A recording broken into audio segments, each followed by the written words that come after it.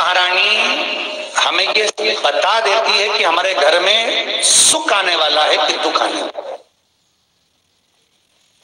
है। जैसे शनि अपना प्रकोप दे रहा है या शनि उतर रहा है, ये किसी से पूछने की जरूरत नहीं पड़ती, अपने आप मालूम पड़ जाता। कैसे? शनि कथा अगर आपने सुनी हो तो उसमें व्याख्यान आता है शनि कथा में, पांव की चप्पल बार बार टूट रही हो,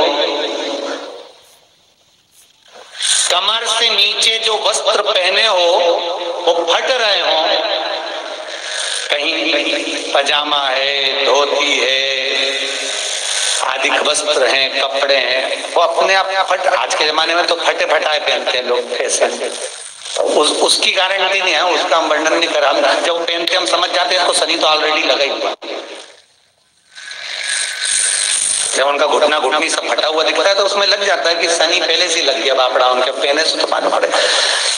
शनि का नियम है, शनि कथा कहती है पांव की चप्पल बार बार टूट रही हो, घिस गई हो, बद्दी टूट रही हो, कुछ कर रही हो, और अगर कमर से नीचे जो वस्त्र पहने हो वो अपने आप फट रहे हो, समझ लेना कि शनि पांव से प्रवेश कर रहा, मतलब अपनी प्रखरता शनि दिखा रहा। किसी मंदिर में गए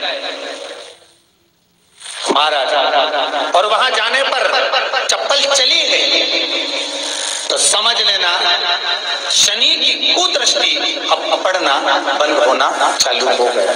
कितना सुंदर कहा है महाराज। जूता चप्पल आज के जमाने में तो फैशन हो गई साहब, घर की चप्पल अलग होती है, बाहर की चप्पल होती है। लोग घर में चप्पल किचन तक में पहन के जाते हैं। अरे पानी ले जाओ सीओर से। रसोई घर में लोग चप्पल पहन कर जाते हैं, जहां भगवान का प्रसाद बन रहा है, जहां अन्नपूर्णा निवास कर रही है, और पूछो तो किचन की चप्पल है तो माथे पे रख लो। तुम अपनी माँ को जरूर देखना है एक बार, वो बूढ़ी माँ कितनी बार किचन में चप्पल पहन कर गई, मुझे जरूर फोन कर कर बताना। बूढ़ी माँ रसोई घर में आज भी बिना चप्पल के जाती है, और बहुओं की कहीं एड़ी नहीं फट जाए, ठंड नहीं बैठ जाए, इसलिए ये रसोई घर तक में चप्पल पहनकर जाती है। सूर्य नारायण की कथा पढ़ना, शनि महाराज की कथा पढ़ना, और गरुड़ पुराण की कथा पढ़ना। जिन जिन कथाओं का हम व्याख्यान कर रहे हैं उसको पढ़ना जरूर हो। क्या लिखा है? घर के अंदर जब चप्पल जाती है, रोग, बीमारी, कष्ट, तकलीफ चालू हो जाती है। तुमने चप्पल क्यों पहनी? ठंड नहीं बैठ जाए, रोग नहीं बैठ जाए। घर के अंदर उतना बढ़ गया, एक कालीन बिछा दो, एक दरी बिछा दो, मोटा आसन बिछा दो, जिस पर तुम चल लो। जरूरी है। कई कई लोगों को हमने ये भी देखा कि कालीन पर भी चप्पल पहन के चलते, और ब्राह्मणों को भोजन परोस रहा है, गुरुजन को भोजन परोस रहा है, ठाकुर जी की थाली बना रहा है, ठाकुर जी का थाल लगा रहा है, तो भी चप्पल है पांव।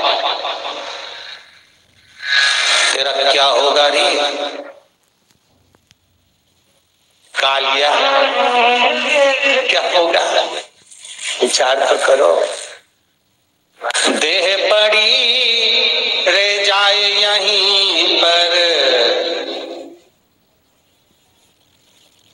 फिर कुंडल और नगीना, क्या हरि नाम नहीं तो जीना।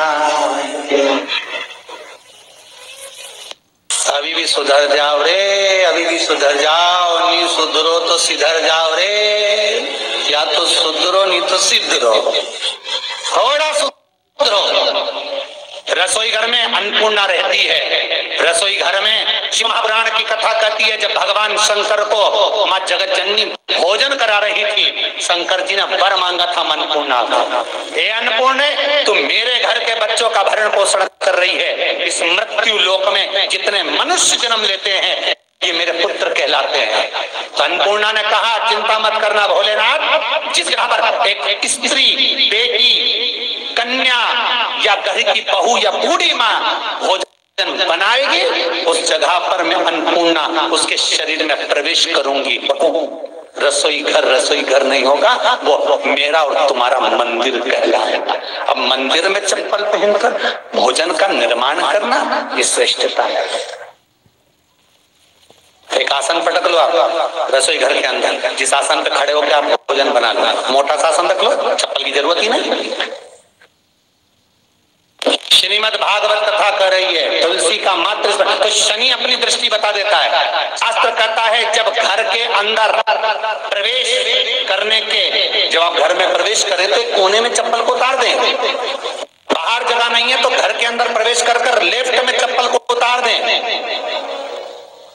और 7 या 3 कदम के अंदर चप्पल उतर जाना चाहिए घर के अंदर में। और उसके बाद अगर चप्पल अंदर प्रवेश कर रही है तो राहु केतु शनि के साथ प्रवेश करते हैं, जिसके घर में बीमारी कभी पीछा नहीं छोड़ती। शनि कथा, सूर्य की कथा का स्मरण करिए, आपको मालूम है, पहचान हो जाता है। महाराज तुलसी बता देती है कि आपके घर की दशा क्या है। बार बार जल डालने के बाद भी तुलसी सूख रही है, बार बार आप पूजन कर रहे हैं, पाठ कर रहे हैं, तो भी तुलसी के दल सूख रहे हैं। तुलसी बता देगी कि तुम्हारे घर में तकलीफ आने वाली है, कष्ट आने वाला है, सूख रही है।